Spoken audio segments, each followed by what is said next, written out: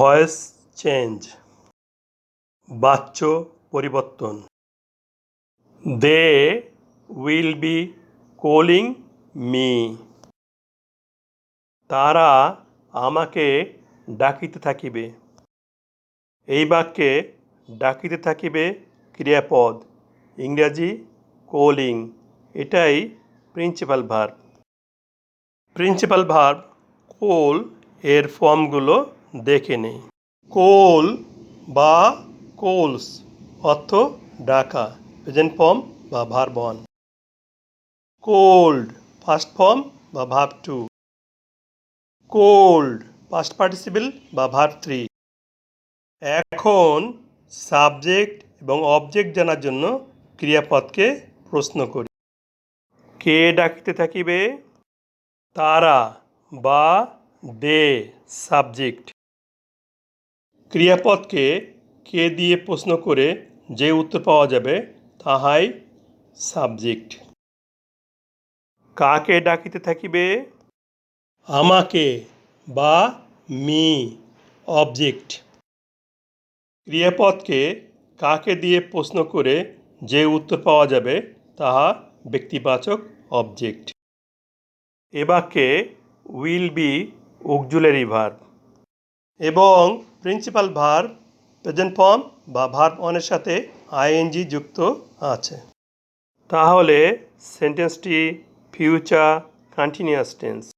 এই বাক্যে সাবজেক্ট বাক্যের প্রথমে আছে, তাহলে এটি অ্যাক্টিভ ভয়েস।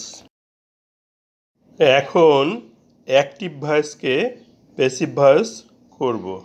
প্যাসিভ ভয়েস করতে অবজেক্ট মি এর নমিনেটিভ কেসের প্রয়োজন হবে। মি এর নমিনেটিভ কেস দেখে নিই। Me objective case. মি এর nominative case I. Passive voice করতে অবজেক্ট মি এর নমিনেটিভ কেস আই প্যাসিভ ভয়েসে সাবজেক্ট হিসাবে বসবে। ফিউচার কন্টিনিউয়াস টেন্সের প্যাসিভ ভয়েসে গঠন। Auxiliary verb shall be being বা will be being plus principal ভার্বের পাস্ট পার্টিসিপল বা ভার্ব 3।